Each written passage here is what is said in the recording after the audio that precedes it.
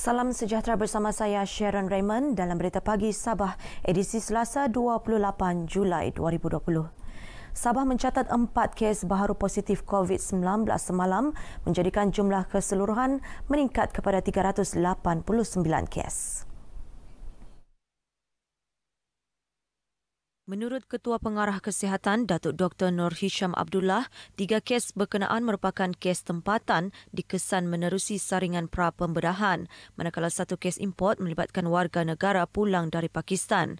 Berdasarkan infografik Kementerian Kesihatan dan Kesejahteraan Rakyat Sabah, kes terbaru itu masing-masing 2 di Kota Kinabalu dan Penampang. Sementara itu, tiada pesakit sembuh direkodkan dan jumlah keseluruhan pesakit sembuh kekal 373.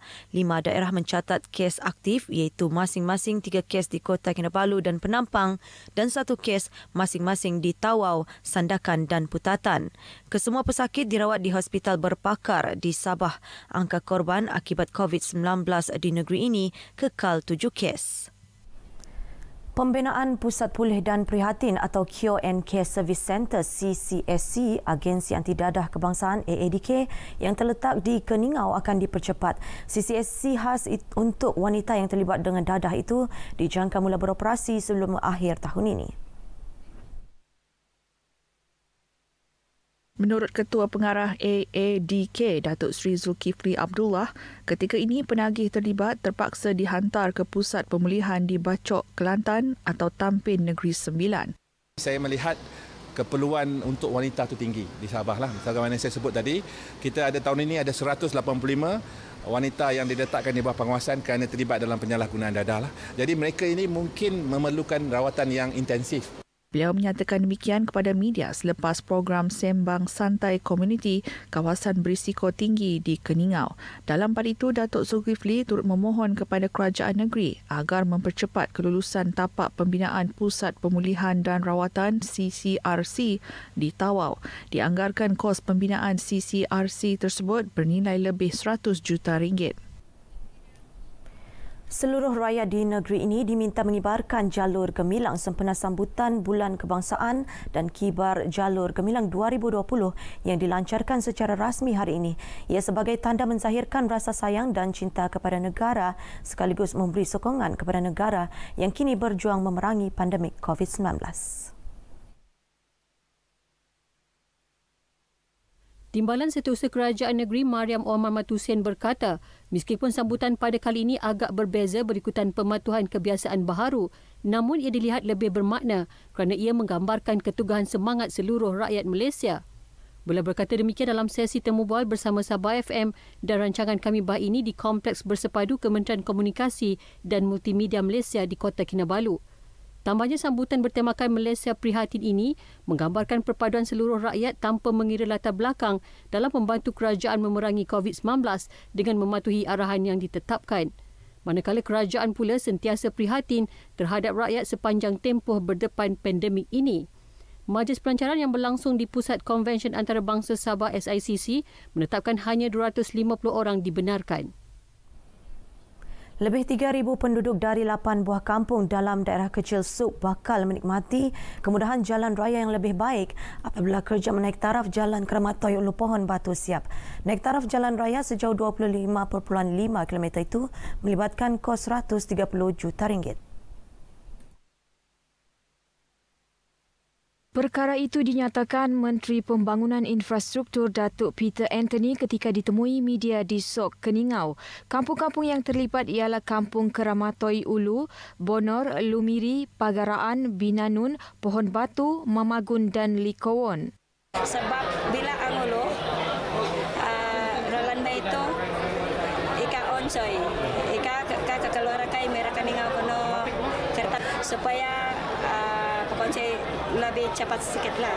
Kami senang hati kerana tadi saya sendiri pun telah mendengar untuk kelulusan dan mungkin beberapa hari lagi kami akan melihat sudah jantera dan mesin yang telah dihantar pada mungkin dalam 3 ataupun 4 hari ini.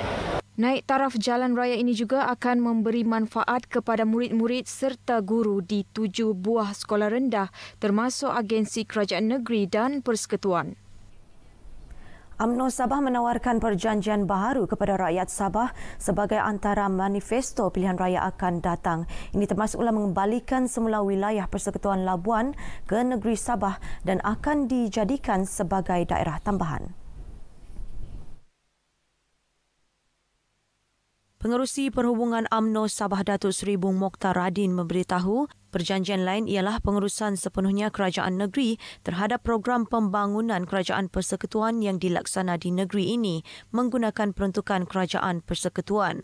Perjanjian baharu ini turut menetapkan semua agensi persekutuan di Sabah ditadbir rakyat Sabah. New Deal ini bermakna New Deal is a new hope. Tawaran baru bermakna tawaran untuk masa depan. Beliau menyatakan demikian kepada pemberita selepas Majlis Perjumpaan Presiden UMNO Malaysia, Datuk Seri Dr. Ahmad Zahid Hamidi bersama pemimpin UMNO semua peringkat di Kota Kinabalu.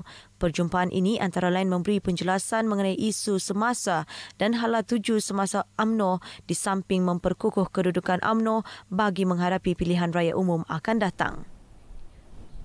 Dakwaan seramai 2,000 ahli Parti Peribumi Bersatu Malaysia Bersatu daripada 25 cawangan bahagian libaran keluar parti pada Sabtu lalu adalah tidak benar. Dalam sidang media di Sandakan, Ketua Bahagian Bersatu Libaran, Datuk Zakaria Haji Muhammad Idris berkata angka mereka yang keluar parti tidak mencapai jumlah yang dilaporkan. Ini kerana semua ahli yang didakwa keluar parti itu menghadiri persidangan Pusat Daerah Mengundi, PDM dan pemilihan jawatan kuasa bahagian yang diadakan di PDM masing-masing. Jadi itulah saya kata yang keluar ini kita tidak tahu dari mana. Tapi yang didakwa daripada Parti Bersatu, tidak ada seorang ketua cawangan daripada Parti Bersatu memaklumkan kepada saya yang ada ahli keluar. Menurut Datuk Zakaria, sehingga kini juga pihaknya masih belum menerima sebarang laporan daripada ketua-ketua cawangan Bersatu Libaran mengenai perkara itu, seperti yang disiarkan melalui beberapa akhbar tempatan baru-baru ini. Polis Kota Kinabalu menahan seorang lelaki tempatan 35 tahun yang tular di laman sosial akibat memukul seorang lelaki dalam kejadian di Kota Kinabalu Ahad lepas. Tangkapan dibuat di rumahnya dan polis merampas motosikal miliknya bersama helmet yang digunakan untuk memukul lelaki tersebut. Dalam sidang media di Kota Kinabalu, Ketua Polis Daerah Kota Kinabalu ACP Habibi Haji Majinji berkata, suspek didapati turut mempunyai 16 rekod jenayah lampau termasuk penyalahgunaan dadah. Suspek direman 7 hari bermula semalam. Kes disiasat di bawah Seksyen 324 iaitu mendatangkan cedera dengan menggunakan senjata helmet. Pihak polis dari cawangan jenayah IPD Kota Kinabalu telah menjalankan tangkapan terhadap satu lelaki warga tempatan di Sembulan. Menurut Habibi, mangsa yang merupakan seorang mekanik mengalami kecederaan lebam di bahagian muka dan kepala. Dalam pada itu, Habibi mengingatkan orang awam agar tidak bertindak melulu sekiranya berlaku sebarang pertelingkahan kerana ia antara kes buli di jalanan. Bekas tentera tidak berpencen digesa mendaftar dengan Persatuan Veteran Angkatan Tentera Tidak Berpencen Malaysia PVA-TTBM bagi membolehkan mereka mendapat bantuan yang disalurkan kerajaan. Di Sabah, lebih 1,000 tentera tidak berpencen masih belum berdaftar. Ketika ditemui RTM, Naib Presiden PVA-TTBM Datuk Zaman Bayang berkata, setakat ini hanya 40,000 daripada 70,000 tentera yang tidak berpencen di seluruh negara telah mendaftar sebagai ahli, manakala selebihnya masih belum mendaftar. Kita tidak mahu bahawa kita punya veteran ini ketinggalan daripada bantuan-bantuan yang diberi oleh kerajaan.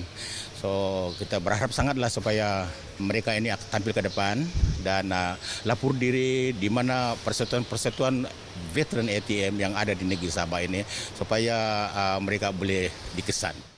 Sementara itu, PVA-TTBM turut memohon pihak kerajaan mendapatkan tanah untuk dimajukan dalam sektor pertanian bagi membantu meningkatkan ekonomi ahli pada masa akan datang. Sekian berita pagi Sabah budayakan norma baharu, pandemik COVID-19 belum berakhir. Saya Sharon, salam sejahtera.